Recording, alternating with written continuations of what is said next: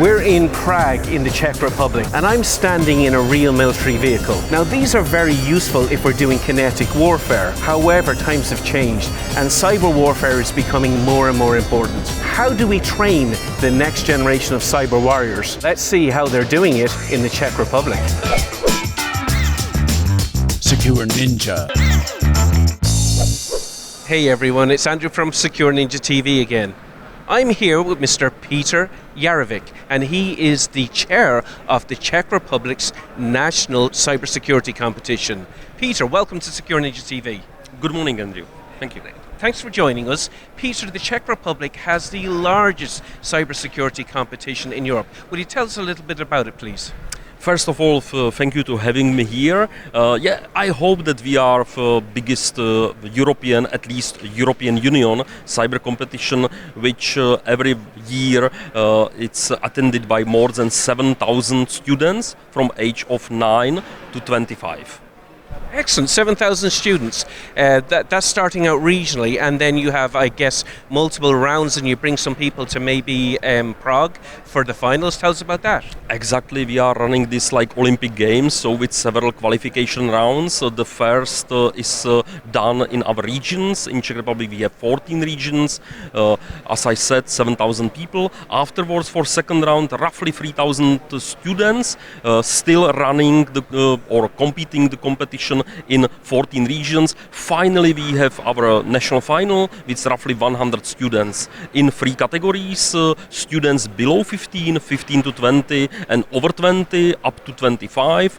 And maybe some very good, interesting statistical number. We have a lot of girls. Normally, in our European competition, the average is about 7%. Female students participating. In Czech Republic, 33%, and we are very proud of this. Excellent. Well, that's good news. Peter, for those 100 people that come to the national finals, obviously it's not just the winners that have great opportunities. Anyone getting to the national finals, and in fact people more than the people that come to the national finals, they'll have great opportunities as well. How do you sift out the talent and select the talent, and what opportunities do you provide for those people? In your questions, there is a lot of topics that I can speak about. First of all, I would say we have more than 100 talented people. Unfortunately, the structure of our competition doesn't allow that we will invite more than 100 students to the final. So for me, or from my point of view, all 100 are already winners of the competition. They are the best of best in Czech Republic, and they have already great opportunity in front of them to be a later future cyber workforce, what we really need in Czech Republic. Excellent. Well, it sounds like you're spending a lot of effort and money to get this talent and find this talent in the Czech Republic and actually encourage it. How important is cybersecurity for the Czech Republic? Very important. I do believe that nowadays in all countries who are modern and dependent on IT technologies, digitization, e-government, cybersecurity is very important. We are unfortunately not living in safe world. Internet and all these e-technologies are bringing a lot of threats and potential risks, and we need people, teams especially, and especially in small nations like Czech Republic, we need great teams based on much better individuals to protect our nation. Excellent. You are a small nation, and sometimes neighbours are not super friendly. You also start your students out very early in the Czech Republic with an awareness of cybersecurity and electronics. Tell us a little bit about that. Yeah, the competition is only one project, and honestly, it is not our goal. The competition is just the way to successfully fulfill all our goals that we have in our minds. One of them is also awareness of general public, including our young fellows. And we are starting from age of 5 years to educating preschool children to understand the basics which are happening in virtual world, internet, cybersecurity, as you wish. Yes, you have a book to show us, Peter. Yes, I have a book, unfortunately in Czech language, but if I translate, it's Cyber Fairytales. And the reason of this book is on well-known fairy tale stories to explain the cybersecurity basic knowledge how to behave, safely behave in virtual world. So, for instance, if I compare and do some parallel with physical world, we already teaching our children who never had before driving license in age of 3 or 4 years how to cross the street, that they need to look to left or right, it depends what country you are living, or to understand the signals on the crossroads. And here we are teaching them how to behave when they are using smartphones, not to share all the information. But the small children, mainly what we teach is that they will understand what is good and who is evil.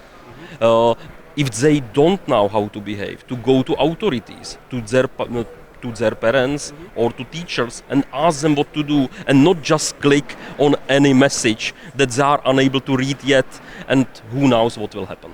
Yes, show us one of the stories if you wouldn't mind, Peter. Yeah, we have a lot of stories, typical Czech stories that are happening, and not only our children but our parents are knowing. And one of them is a story about small goats.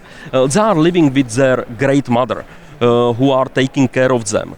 And one day their mother needs to go to do shopping, and she is leaving their home alone, and unfortunately from this point of view she is giving them her smartphone, and they are playing with smartphone, doing some games, maybe fighting, and they are also using Instagram and publishing all the enjoy on Instagram, even using the geolocation.